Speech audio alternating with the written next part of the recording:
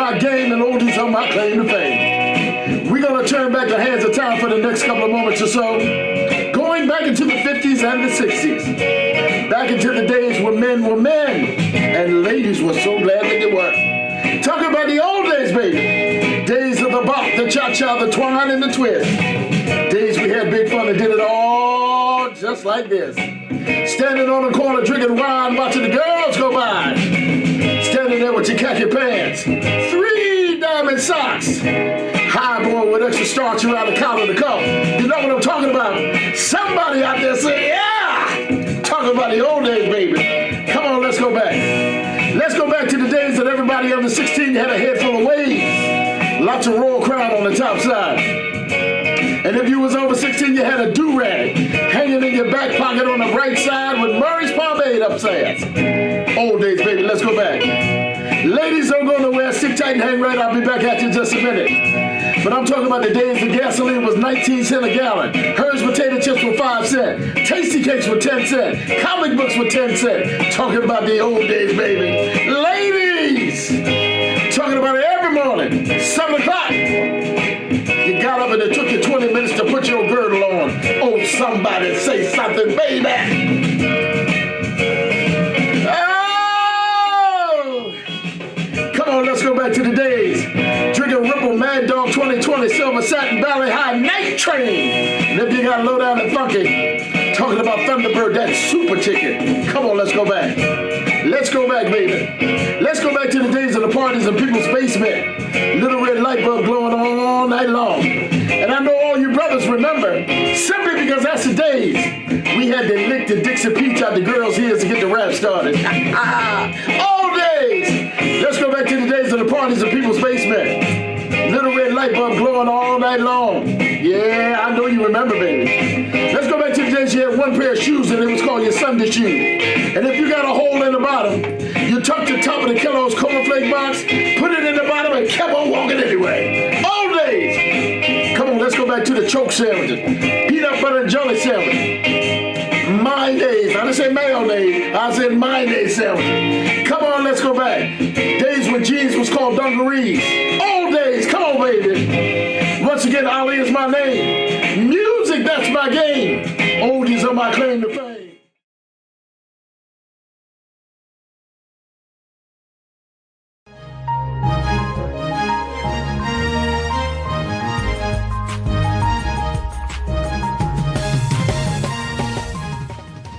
It's time once again for another edition of Talk to Me. And now, here's Emmy himself, 8-time Emmy Award-winning journalist, Maynard Eaton.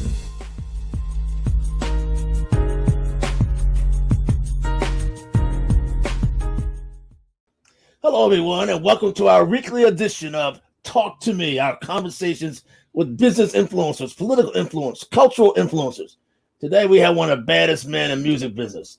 This is the Black Music Appreciation Month, and joining me is the king of the oldies. His name is Ali Hackett. Ali, thanks for joining us, man.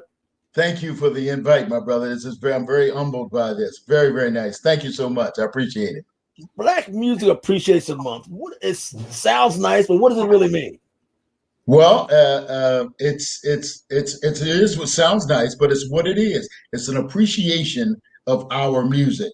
And it's not necessarily our music. We're focusing on the Black aspect of it, if you will, because there's so much of our music being the Black aspect that has been tossed aside, hidden, slid under the rug, not brought to the forefront. There's so much of it. But it is a most important factor in musical history, because without Black music, where would music be? You call yourself the king of the oldies. You're saying, is that vintage music? I mean, what is back in the day music? How is that manifesting itself today? Well, the music that I grew up on, and I would venture to say that you grew up on, and most of your audience, is what we consider good music. It has lyrics that you can sing in front of mom, dad, grandmom, grandpa, and in front of kids. The music today, even though it's their music, you can't sing that or say that in front of everybody. The first thing, Maynard, is trying to figure out what they're saying. That's the first thing, but our music was about love and about loving one another. there was a couple of concepts, and I don't mean to run you out, but this is what concepts that I say on my show all the time. There was boy meets girl, girl meets boy, let's fall in love. That was it. That was it. It wasn't somebody about my umbrella, and somebody burning out a window or calling women out of their name. Those were the three concepts. You had other music such as like I call them the novelty songs, like 369, the Goose Strike One, or the Clap Clap song, the Name Game, stuff like that. You had those novelty songs, but those were the basic concepts of the music world. You talk about how keeping the older music alive. You also mentioned in your bio about transistor radios. Lord have mercy. That's back in the day, sir. Yes, it is. Yes, it is. And that's what most of us had. We didn't have the big boom boxes and stereos and all of that kind of stuff. We had transistor radios that you'd have to put batteries in, and hopefully the battery wouldn't run out on your favorite song. It is music we grew up on, right? Yes, it is. Yes, it is. Yes, it is. I say that music that we've grown up with, not that we've outgrown. I know a fella in Atlanta, Georgia, named Reese the Priest, who has a quasi museum of WERD radio, the oldest black radio station back then in the country, from 1950 to 1969. It was WERD radio. He has like 31,000 records in his shop there, and people flock by just to hear that old music. And I'm sure you're wearing an Atlanta hat, so you're aware of Atlanta's history in terms of black music. People like Alley Pat and Jack the Rapper. They were mainstays like yourself, and you in the tri-state area. They were in the South, right? That is correct. It's nice that you mentioned one of my heroes, Jack the Rapper. It was him and 4 other jocks, black jocks, that started this whole movement. And I happened to speak to Jack about 2 weeks before his demise. Very, very good man, very influential in this business. Him and a couple of guys from this area, Jocko Henderson was from this area, and they got this 5 black guys got this whole thing movement. And as far as the shop that you mentioned, the radio station, yes, I'm familiar, not very familiar, but I'm familiar with that. The oldies, Maynard, will never, ever die. They may go away for a couple of decades, 4, 5, 6 decades, 7 decades. But here's the thing that you can allude to. They will be back, and they do come back in the shape of a commercial, a jingle, or in a movie. And there's 100 movies that I can give you. I'll just give you 2. What about the movie Ghost that had the Righteous Brothers song, You Lost That Love and Feeling? And what about the movie Dirty Dancing that brought Solomon Burke's career back up to life? What happens is when Solomon came out in 62 with Cry to Me, it was a great song. And it lasted, 6, 7, 8, 9 months, and then it was gone. But when it came back in this movie, now you got 2 more generations who are now finding out about Solomon Burke and dancing to his music. This is what is hopeful in most of the entertainers. They don't mind producing a song that's a #1 million seller. That's great, because that's now. But what happens 20, 30 years from now when that song is instituted in a movie that everybody goes crazy about? That's what you're hoping for. My friend in Atlanta who has this quasi museum to black historical music, he says young people love it. They say it's just the beat, not necessarily the history, but young people gravitate toward sounds they never heard of back in the, when they were coming up. But you know what? You're right. You're absolutely 100% right. But we are a sound people. We are a sound people coming from Africa. It was the African drum beat that held us together. Rowing the boat over here, it was rowing to the beat. You see what I'm saying? So it's inbred in us to go to the beat. What's more is now you have to take it from that level to go on investigative work and seeing where the beat came from, how the beat was created, what the beat means. I said this on an interview that I did this morning, that inside of gospel, which is where it all stemmed from, I'm talking about your blues, your rock and roll, your soul, your disco, everything came from gospel. Inside of the gospel song, while they were in the fields, there were messages in those songs. Yes. Lord, take me to the hi-hat. Lord, take me to the water. That's a message for somebody across the field to hear and say, it's time to get to the water. You know what I'm saying? So there were messages in there. So this is something that's inbred in us. We can't lose that no matter what we want to do. And we were talking about Juneteenth. We're celebrating Juneteenth today. But music was a major part of who we were and what we were then and now, correct?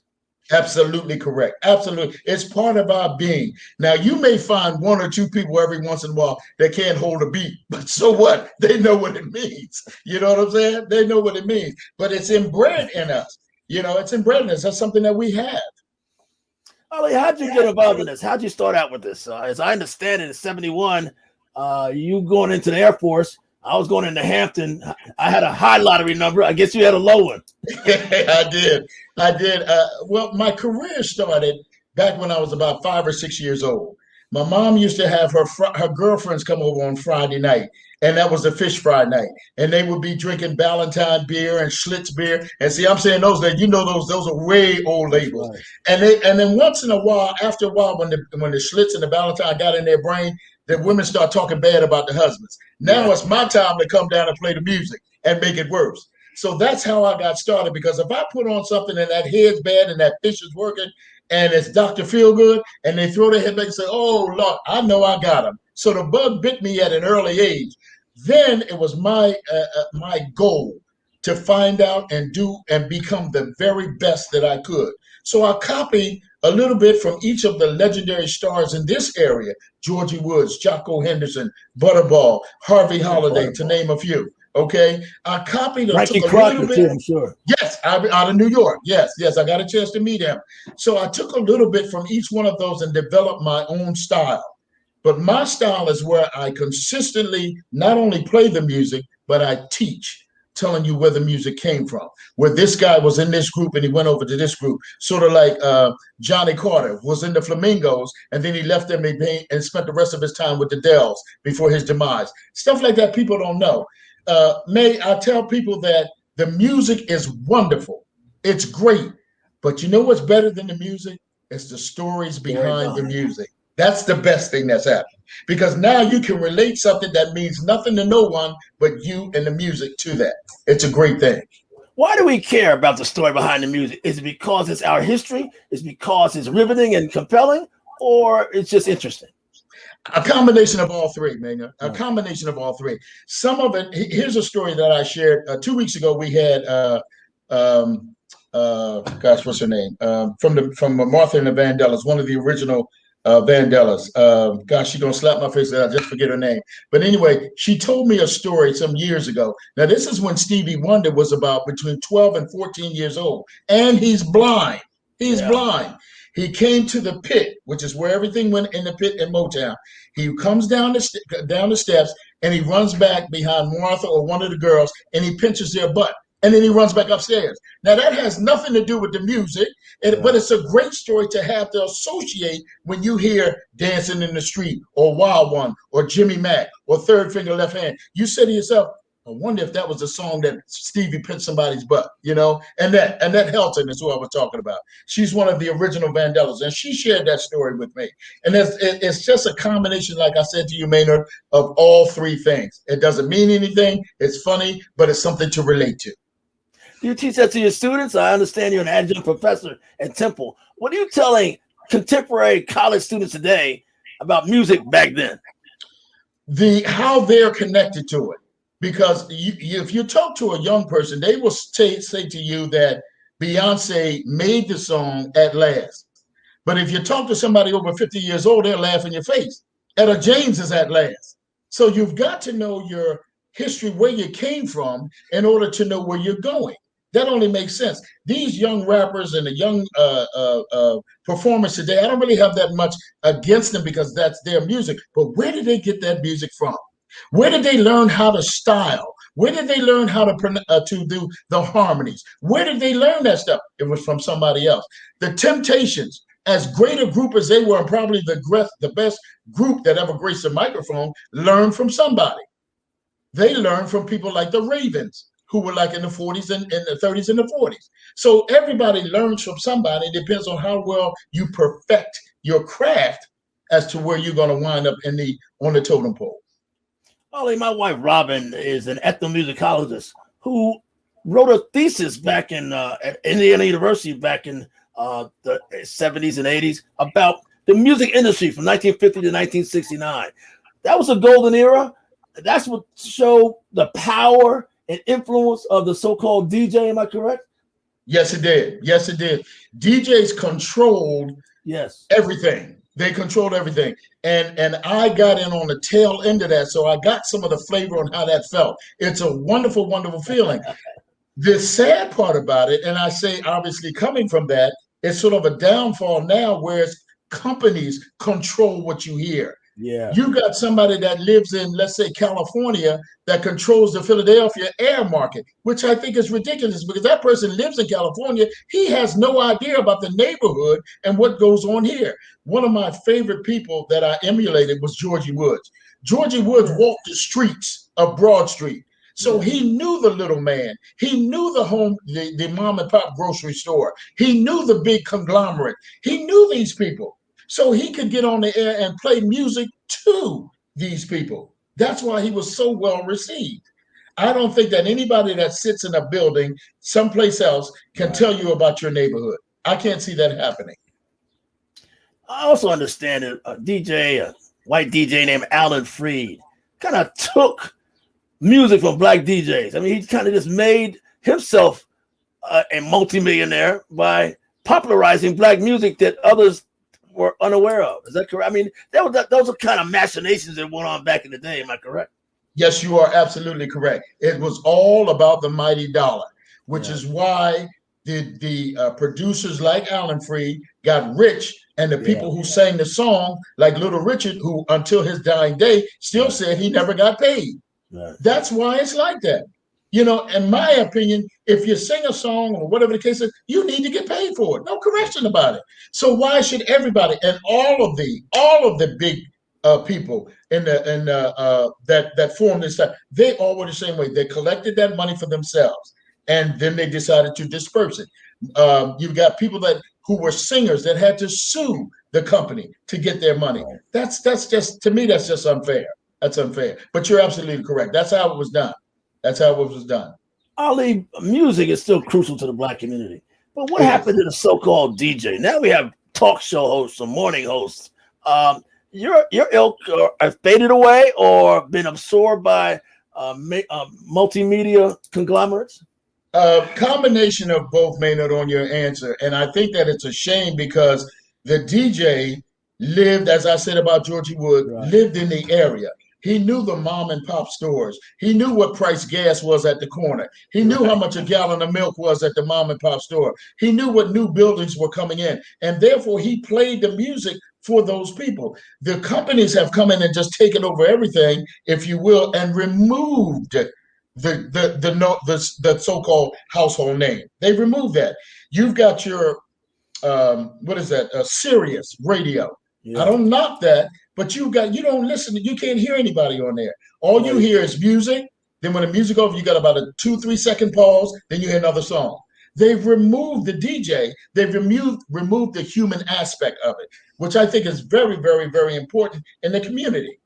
And back in our day, I listened to the person as much as the music. You know, absolutely. A guy in Atlanta like Alley Pat, you heard news, you heard what was going on in the community. I mean, he had commentary, insights, jokes, put downs, but you also heard good music. Yes, sir. Yes, sir. And that's what I say is missing today. Completely missing. As you said, the jock that lived in the community could tell you what was going on. You said put downs and hellos and birthdays and anniversaries. All of that stuff makes a great radio show, which is why I refuse, especially at this age, I refuse to change. I refuse to change. I'm going to shout out, if I know it's your birthday, I'm going to shout out, hey, Maynard, happy birthday to you, man, whether you're listening or not. Somebody will get the word to you that I said that. Anniversaries. Go ahead. You do it on your show on Friday nights, the Magnificent Seven, right? I mean, you're still going. I mean, yes, it is. Hackett has not slowed down, has he? I am so proud of that show. It was an idea that I came up with, and I talked to my producer, Mark. This is what I want to do. And COVID had set in, had already had its grips in. So therefore, there was no more shows. There was no more clubs. There was no more dancing. There was no more singing. There was none of that. So I wanted to, as long as I was still on the air, I still play my oldies, but I wanted to now do something different. So I reached out to some of my friends, Claudette Robinson, Smokey Robinson's ex-wife, Martha Reeves from Martha and the Vandellas, Gene Chandler. I reached out to some of my friends and said, would you do a Zoom call with me so my listening audience will not only hear your music, but now they can see you and keep you fresh in their mind. Well, this thing has, Maynard has taken off to heights. We're up around 250,000 viewers on Friday nights. That is just awesome. That is really awesome. The only reason why we just switched over from Facebook to YouTube, and the reason because Facebook said they weren't going to do analytics. That tells us how many people are viewing us. But to the listening audience, we'd love for you to tune in on Friday nights and see us on YouTube. It's called Ali Hackett and the Magnificent Seven live on our live Facebook show on YouTube. Tune in at 9 o'clock every Friday at 9 o'clock Eastern Standard Time. And I'll never tell you who the guest is, because you've been trying to get that out of me forever. I never tell who the guest is. I'll tell you what, man, real quickly. There was one person that I really considered telling the world or whoever that who was coming on. She said to me, Ali, if you've never done it before, don't change. Okay. You know who that was? Claudette Robinson. Because of who she is, I was going to tell everybody Claudette Robinson is coming on my show, but she told me not to do it. So since then, I haven't done it. We've had Bloodstone. We've had Enchantment. We'd have the Ebonies. And Smoke usually pops in on every show anyway. We've had, like I said, Gene Chandler. We've had the, Why is the it working? 3 What's the key to it, you think? What is it? Is the stars that come on? Is it the era? What makes it work? Or is it you? It's interesting because of the fact that you can't say it's the stars because you don't know where they're coming on. You can't say it's the era because you don't know, again, who I'm playing. So I would have to say it's the intrigue that I put the question out there to let you chew on all week long, I guess, you know. Plus, I've got a pretty big following, and I think a lot of people follow me because they know they're going to get quality music. They know they're going to get the history of who did what, and they know that I'm sincere and I love what I do. Finally, before you have to go, the name Ali. One of my favorite guests ever doing an interview in the news as a newsman was Muhammad Ali. You knew him personally, though, did you not? My hero. I lived with him for about 5 years at Deer Lake. You lived with him? Yes, I lived with him. I tried to be a sponge, and I wanted to soak up everything that he said, he did, and what have you. We spent a lot of time together. I have ultimate respect for him and what he shared with me in my life. Very, very tremendous individual, as you would well know. Was music as important to him as his artistry, as his boxing, or some of his political things? Was that part of his entourage, music? Yes, it was. There was always music around. We did the running in the morning. There was music in the ears with the headphones and in the gyms and whatever. So yes, I would say that. It struck me more because this is what I wanted to do. But he was of the same ilk. Yes, was of the same ilk. Ali Hackett, it's Black Music Appreciation Month. And brother, we sure appreciate you for what you've done and who you are. I thank you for this. I thank you for this, man. This was awesome. I mean, we need to do this again, but I thank you. And I will say, seriously speaking, not because it's me, but it's something that needs to be done because the young people need to know where they're going, but they have to know where they came from. I agree with you 100% on that. Ladies and gentlemen, this has been Talk to Me. Our producer, Mark, has our common producer, Mark. Thank you so much, Abrams. Mark Abrams. Thank you so much. We'll see you next week.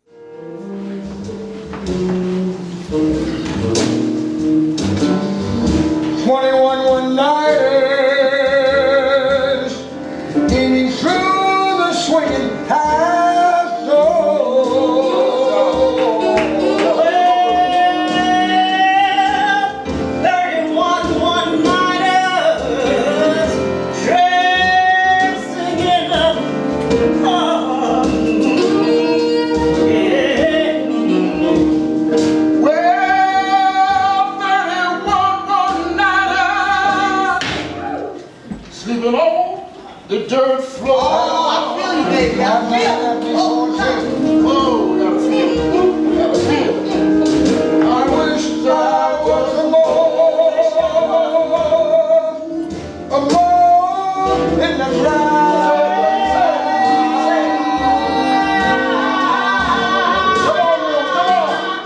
wish I was more in the ground.